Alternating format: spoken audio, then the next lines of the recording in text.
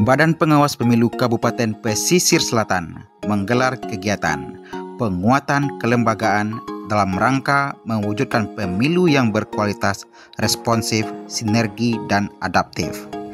Tak tanggung-tanggung, pada kegiatan ini menghadirkan 4 narasumber utama yang terdiri dari aktivis demokrasi sekaligus Direktur Democracy and Election Empowerment Partnership Indonesia, Neni Nurhayati, serta 2 akademisi dari Universitas Andalas, yaitu Beni Karisma Arasuli dan Andri Rusta, serta dari unsur pemerintah daerah, staf ahli bidang pemerintah, hukum, dan politik Gunawan.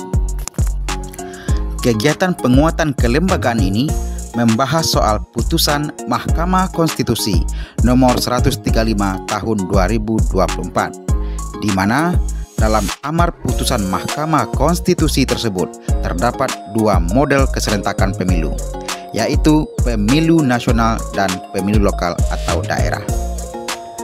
Pemisahan pemilu nasional dan pemilu lokal tersebut juga berdampak pada waktu penyelenggaraannya, di mana jarak antara pelaksanaan pemilu nasional dan pemilu lokal paling singkat 2 tahun atau paling lama 2,5 tahun. Sehingga dengan putusan tersebut menjadi perdebatan konstitusional yang menjadi pro dan kontra dari sudut pandang berbagai pihak yang cukup menghebohkan di ruang-ruang publik.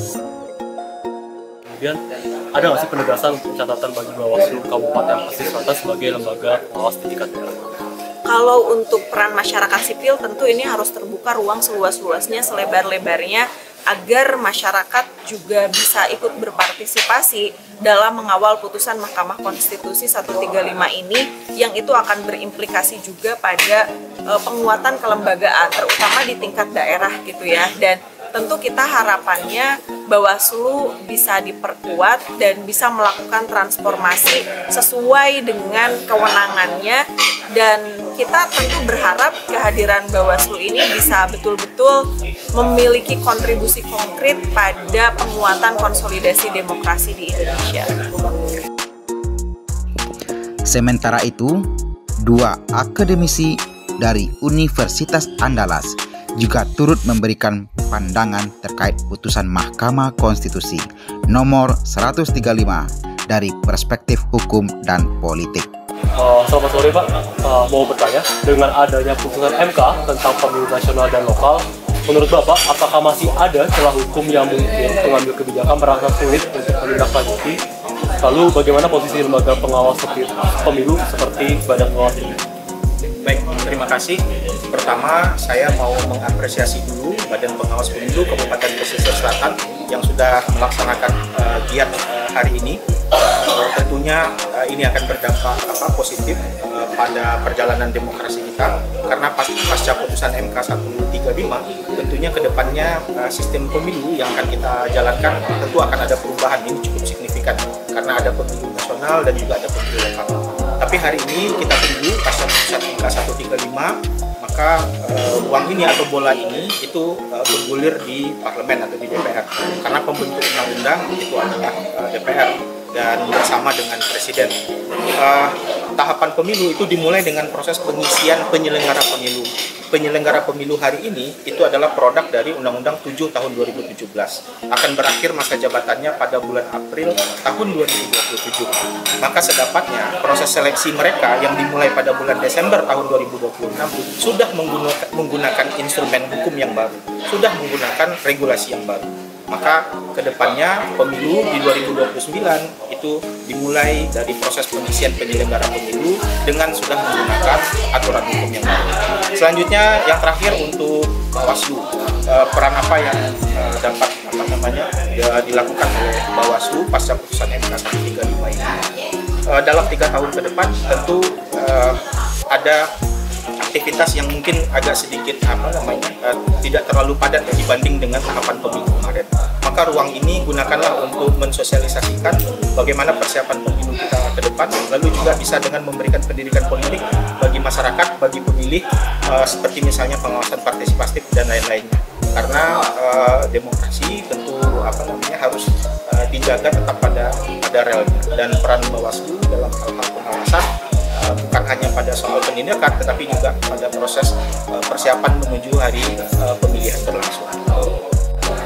Izin Pak Andri, dalam konteks partisipasi masyarakat, apa saran atau rekomendasi yang Bapak berikan kepada Bawaslu Kabupaten Pesisir Selatan, terlebih dengan adanya putusan MK soal desain pemilu nasional dan lokal? Oke, baik. Untuk Bawaslu Pesisir Selatan dan terutama Bawaslu seluruh Indonesia sebenarnya pengawasan partisipatif itu tentu harus ditingkatkan. Kenapa? Karena antara pemilu nasional tahun 2029 itu akan memiliki isu dan fenomena yang berbeda dengan pemilu seksi lokal. Kenapa? Karena kalau di pemilu nasional, terutama pada Pilpres misalnya, yang akan muncul adalah kasus hoaks, kemudian disinformasi, dan kemudian 2029 juga akan diprediksi misalnya video-video yang akan banyak bertebaran. Tentu Bawaslu harus punya penegakan hukum dan punya regulasi yang berkaitan dengan media sosial dan kemudian berkaitan juga dengan bagaimana mengatasi disinformasi dan hoaks tadi di sisi nasional. Tapi untuk di lokal, karena dia isunya adalah isu lokal, mungkin isunya akan berbeda dengan isu nasional, karena yang akan banyak terjadi itu adalah di tataran akar rumput di masyarakat bawah yang kemudian mungkin politik uang, kemudian ada serangan-serangan hal-hal yang berkaitan dengan SARA yang mungkin terjadi di Pesisir Selatan. Itu juga harus diperkuat pengawasan partisipatif oleh Bawaslu.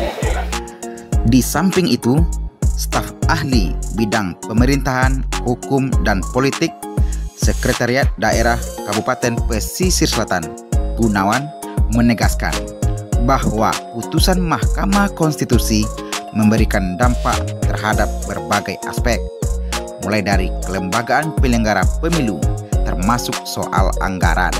Namun, pihaknya akan menunggu bentuk kebijakan dari pembentuk undang-undang terkait putusan Mahkamah Konstitusi nomor 135 tahun 2024. Terima kasih Bapak. Ya, bagaimana pemerintah Kabupaten Pesisir Selatan menyikapi adanya putusan MK baru-baru ini dan dukungan seperti apa yang diberikan kepada Bawaslu Kabupaten Pesisir Selatan ke depannya?